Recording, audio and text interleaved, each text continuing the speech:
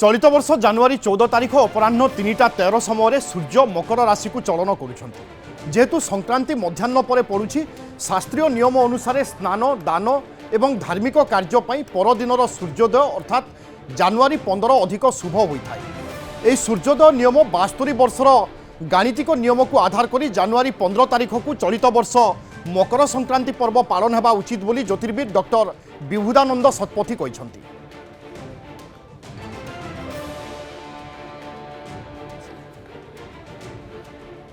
एपटे मकर संक्रांति को नहीं कौन द्वंद्व ना, यह स्पष्ट करिसेंती पांजी समीक्षक।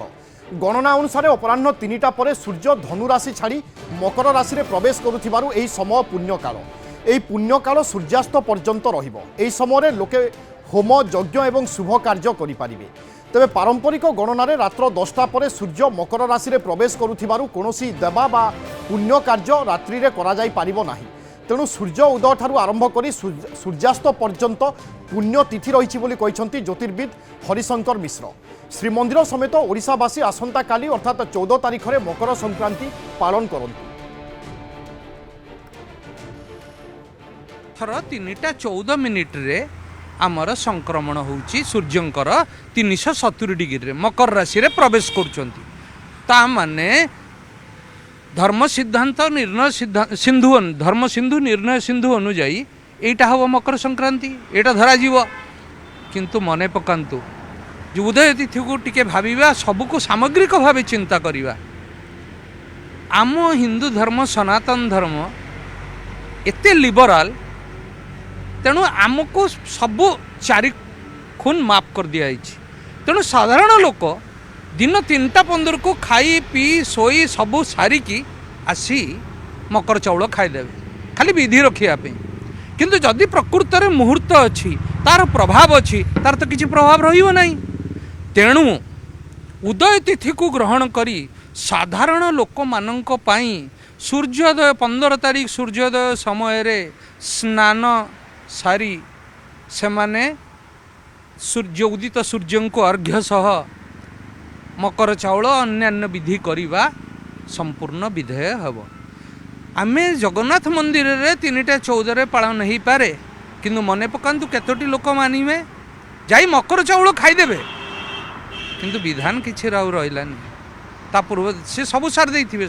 आपण देखंतु काली सकाळु प्रति मंदिर रे सकाळ 6टा हला बेलू को घंटी बाजुथुव मकर चाउल तैयारी हेकि भी भोग होउथुव लोक खाउथिबे।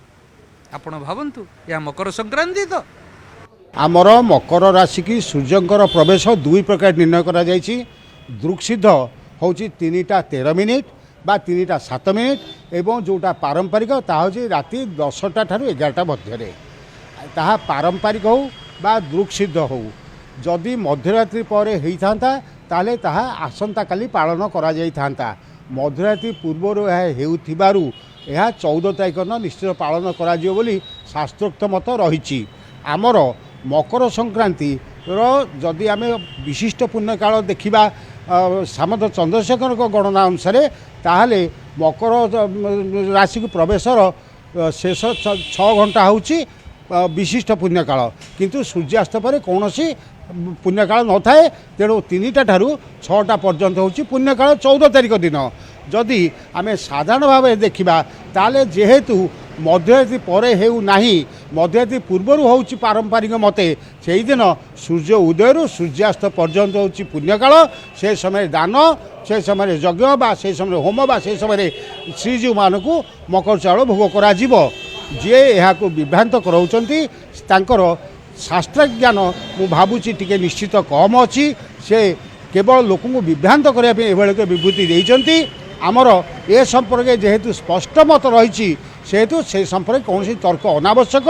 जदि तांकर एभली एक विशिष्ट ज्ञान थिला ताहाले जेतले पांजी बाहरिला सेतले से ताकु विरोध कर पारथांते, ताहाको मध्य गणमाध्यम प्रकाश कर पारथांते, हुए तो वितर्क ही थांता। किंतु जेहेतु तांको सपक्षरे कौनसी युक्तियुक्त प्रमाण नाही सेहेतु से शेष मुहूर्त एभली एक विभ्रांतिक विवृत्ति देइछंती।